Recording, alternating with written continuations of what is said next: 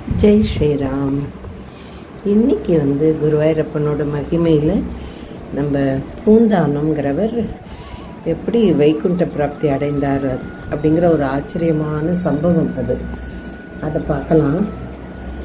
அது சமயம் நமக்கு ஆச்சரியத்தை விட நம்பிக்கை வரத்துக்கு கூட கொஞ்சம் நாழி ஆகும்னு எனக்கு தோன்றுறது. இப்படி நடந்துதான்னு, இந்த கலியில் நடந்துதா அப்படின்னு ஆச்சரியமாக இருக்குது. பூந்தானன்னு ஒரு பரம பக்தர். அவர் நாராயண பட்டதிரி இருந்த காலத்தில் அவர் இருந்தார். அதே சமயத்தில் இருந்தவர் குருவாயூர்லேருந்து பல மைல்களுக்கு தள்ளி அவரோட வீடு திருமாந்தங்குன்றுன்னு ஒரு இடம். அங்கே தான் அவரோட வீடு. குருவாயூர்லேருந்து ரொம்ப தள்ளி. அவர் என்ன பண்ணுவார், ரொம்ப குருவாயூரப்பன் மேலே பக்தி. அதனால் ஒவ்வொரு மாதமும் குருவாயூருக்கு வந்துடுவார்.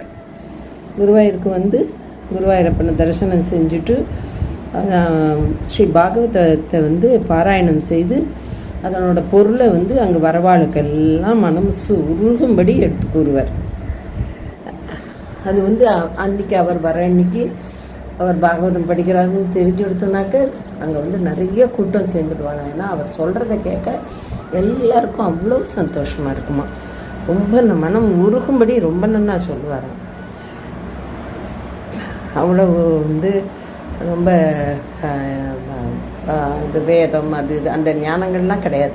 ஆனால் குழந்தை உன்னிகிருஷ்ணனை குழந்தையாகவே பாவித்து அன்பு, பாசம், வாத்சல்யம் எல்லாம் பொழிஞ்சின்னு இருந்தவர். அவர் அதே மாதிரி அவர் வீட்டில் ஆற்றுல இருக்கும்போதும் நித்தியம் பகவத பாராயணம் பண்ணி அங்கே உட்காந்து அவர் எல்லாருக்கும் அதை மனமுருக குருவாயூரப்பனுடைய லீலைகளையும் பெருமைகளையும் சொல்லின்னு இருப்பாராம். ஒரு நாள் இரவு ராத்திரி அவர் தூங்கின்னு இருக்கும்போது தூக்கத்தில் குருவாயூரப்பன் நான் நாளை காலையில் 12 மணிக்கு வைகுண்டத்துலேருந்து விமானத்தை எடுத்துகிட்டு உன்னை வைகுண்டம் கூட்டின்னு போகலான் இருக்கேன் அப்படின்னு சொல்லிட்டு மறைஞ்சு போய்ட்றாங்க.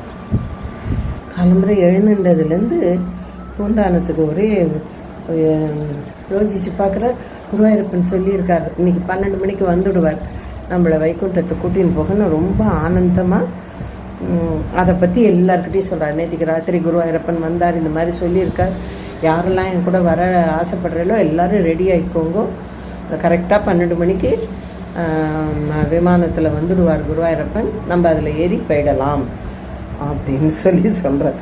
இதை கேட்டோம்னா எல்லாத்தையும் சொல்லின்னு இருக்கார். எல்லாரையும் வாங்கன்னு கூப்பிட்டுருக்கார்.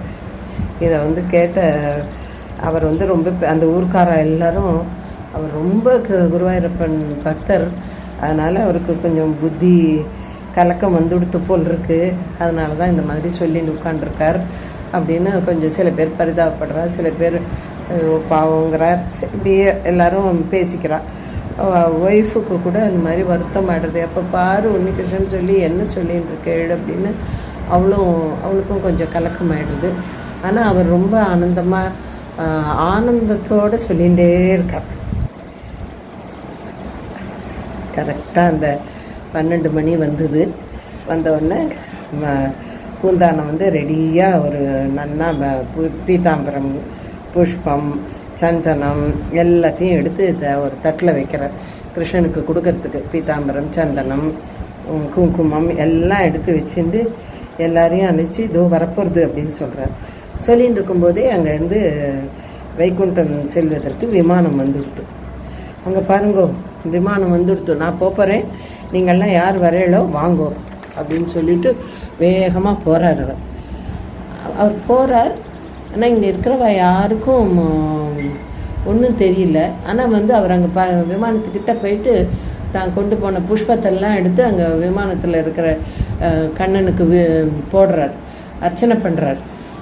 புஷ்பத்தை தூக்கி போடுறாருங்கிறது தான் அவளுக்கு தெரியுது. ஆனால் போட்ட புஷ்பம் எங்கே போச்சுன்னு அவளுக்கு தெரியல.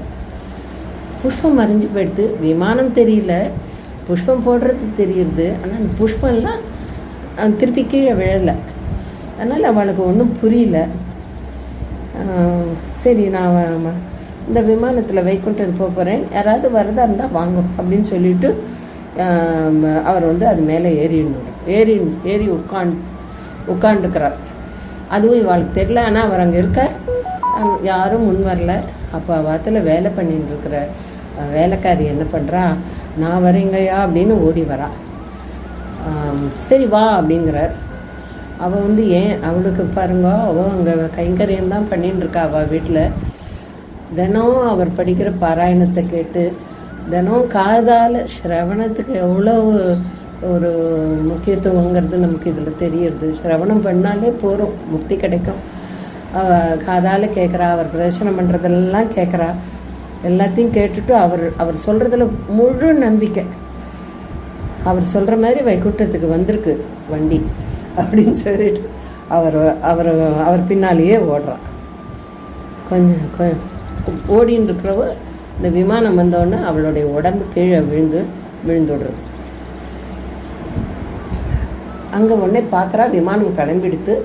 இவர் என்ன ட்ரெஸ் போட்டுட்டு எப்படி இருந்தாரோ அதே மாதிரி அந்த விமானத்தில் தெரிகிறார் இவாளுக்கெல்லாம். ஆனால் அந்த வேலை பண்ணுறவ அலங்கார ஸ்வரூபியாக அந்த விமானத்தில் உட்காண்டிருக்கா. அவளுடைய உடம்பு இங்கே பூமியில் இருக்குது. விமானம் போயிடுறது. உடனே எல்லாருக்கும் ஒரே ஆச்சரியமாயிடுறது. திவ்ய சரீரத்துடன் அந்த வேலைக்காரி போயின்னு இருக்கா. வேலை பண்ணவும் பூந்தானமும் உட்காண்டிருக்கார்.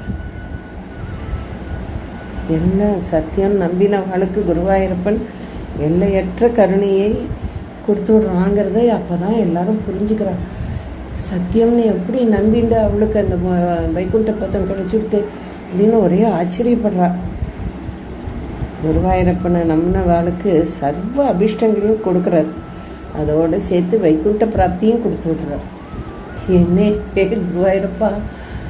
குருவாயூரப்பா